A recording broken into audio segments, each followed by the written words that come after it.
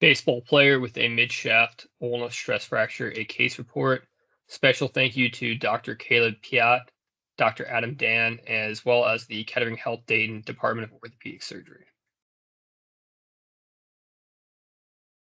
Stress fractures in the broad sense include both fatigue and insufficiency fractures.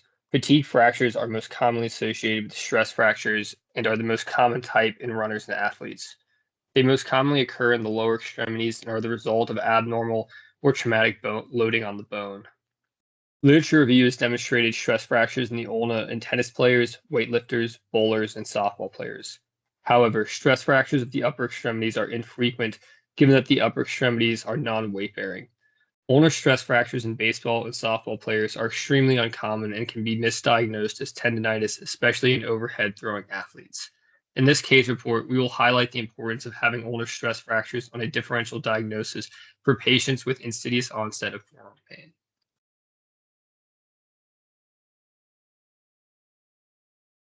Our case today is a 17-year-old right-handed male baseball pitcher who presented with right forearm pain. The patient is active in high school baseball and felt vague forearm pain for a month after throwing. The patient presented 2 days after baseball tryouts after feeling a pop in his right forearm upon throwing his first pitch. The patient noted immediate pain and swelling and decreased ability for range of motion after sensing the pop in his forearm. The patient denied any prior injury and had utilized rest, ice, heat, NSAIDs, and home stretching without relief. He is a full-time student with no significant past medical or surgical history related to the injury. The patient presented at an after-hours clinic where he was evaluated by a PA. Focused examination of the right forearm showed swelling, tenderness, and a palpable mass that was non-movable over the midshaft ulna along the subcutaneous border. Full elbow and wrist range of motion was evident, and there was no evidence of elbow or wrist instability. Weakness with resisted wrist flexion greater than extension was found, and sensation was intact bilaterally with +2 pulses. Right elbow and forearm x-rays were taken. Figure 1 shows a normal AP and lateral x-ray of the right forearm with no fracture or dislocations. An MRI follow-up a week later with the orthopedic surgeon showed a longitudinal stress fracture of the midshaft diaphysis of the ulna with periosteal edema and a grade 1 strain of the flexor digitorum profundus. Physical examination findings included full range of motion, full strength, and only a small palpable bump and tenderness focally over the midshaft ulna along the subcutaneous border. The patient was diagnosed with a right midshaft ulna stress fracture. As you'll see in Figure 2, multiple views of an MRI demonstrate the longitudinal stress fracture of the mid-diaphysis of the ulna.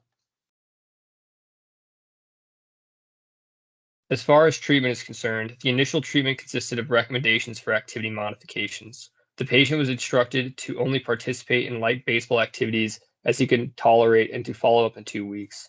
At the 2-week follow-up, the patient stated that he attempted to lightly throw a baseball and still noted pain in his ulna.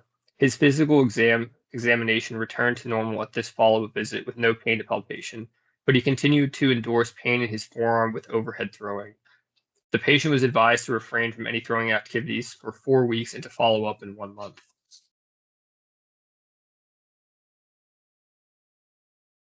A stress fracture in an upper extremity is rare, and this is a unique presentation in a young overhead throwing athlete.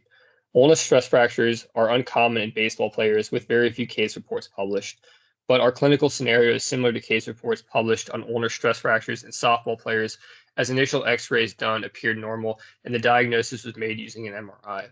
Most of these ulnar stress fractures pertain to athletes with highly repetitive upper extremity motions, specifically throwing mechanics where the ulna experienced excessive cyclical forces.